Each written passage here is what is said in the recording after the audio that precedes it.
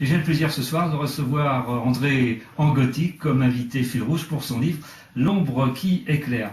Alors nous n'avons plus que 10 minutes d'émission, malheureusement le temps passe très vite, j'ai encore beaucoup de choses à vous demander. Votre livre notamment retrace 18 ans d'activité politique comme sympathisant puis militant, puis aussi conseiller national UMP, ex-UMP, puisque maintenant sont les Républicains. Vous y avez bien sûr côtoyé beaucoup de figures majeures de la politique. Alors, je vais vous citer quelques noms présents mais dans l'ouvrage et vous demander d'embrasser un rapide portrait de chacun ou chacune et surtout le regard que vous portez sur leur présent et sur leur avenir. Tout d'abord, Alain Juppé. Bon, Alain Juppé, d'autant plus que dernièrement dans la presse, il a été écrit que j'étais un juppéiste de la première heure. J'ai lu ça, oui. Voilà, je ne vais pas m'en cacher, d'autant plus que j'avais écrit Alain Juppé en 2004, donc ça ne date pas d'hier, que j'attendais avec impatience qu'il revienne aux affaires. Il était moins populaire à l'époque. Légèrement moins. Et je ne sais pas si lui-même était juppéiste à l'époque. Donc là-dessus, je vais être clair, j'ai pris position de très longue date parce que j'ai travaillé, enfin indirectement c'était l'époque où je travaillais avec Jérôme Monod, on essayait de repenser un peu le fonctionnement de l'UMP pour justement tendre vers une plus grande expression des militants.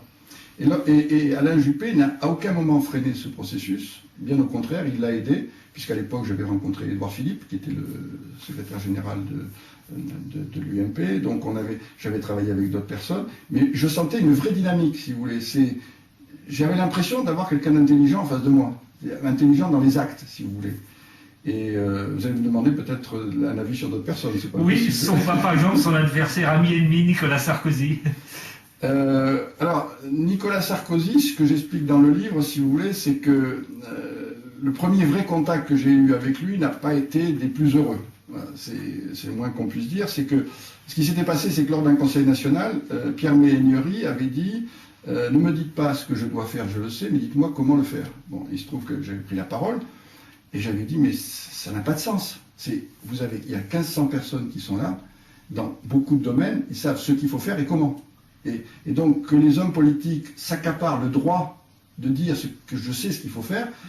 Déjà, je suis assez réactif, je n'ai pas tendance à attendre trop longtemps. Ça m'avait un peu hérissé, donc je prends la parole. Et puis, c'est l'époque où Nicolas Sarkozy avait comme slogan la rupture. Et j'avais dit à Nicolas Sarkozy, écoutez, la rupture, pour moi, elle arrivera le jour où on verra à la tribune, non pas des ministres, des députés et des responsables politiques, mais vous ferez venir à la tribune des simples militants qui ont des idées, qu'on met en avant et qui forcent, au fond, le militantisme à être actif. Et là, je dois dire qu'il avait une réaction assez violente, m'accusant de vouloir monter les gens les uns contre les autres, me faisant comprendre que la politique était une chose très complexe et que c'était un métier et que seuls les gens habilités pouvaient faire de la politique. Donc disons que ça allait juste à l'encontre de toutes les convictions que j'avais en matière de militantisme. Bon, on a réussi à se rencontrer. Là encore, j'ai trouvé une astuce pour le rencontrer le jour où j'ai réussi à passer. C'est une spécialité. C'est-à-dire qu'il y a des moments, quand vous faites de la politique, si vous êtes là à attendre des bras croisés que les choses tombent, ça bouge pas, quoi. Je veux dire, la révolution, elle s'est pas faite en demandant, s'il vous plaît, vous laissez la place, on va vous guillotiner. Excusez-nous de vous déranger. Excusez-nous de vous déranger. Donc, il y a un moment, il faut savoir aussi être, enfreindre certaines règles, ce que je vous disais.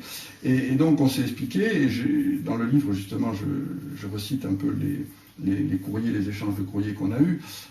Donc, si vous voulez, je dirais, d'une vision militante, active et intelligente, on est passé quasiment à je ne voir qu'une seule tête, vous voyez ce que je veux dire.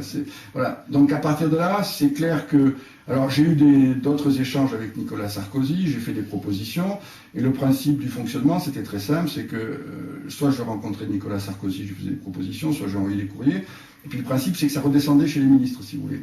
Et donc, les ministres, c'était grosso modo, il y a une directive qui vient du château, et c'était un ode d'Anaïde. C'est-à-dire qu'on vous disait, oui, c'est très intéressant ce que vous dites, donc on va demander à nos services de s'en occuper, dès qu'on a quelque chose, on vous informera un petit peu des suites à donner à cette affaire. Et à chaque fois, c'était lettre morte.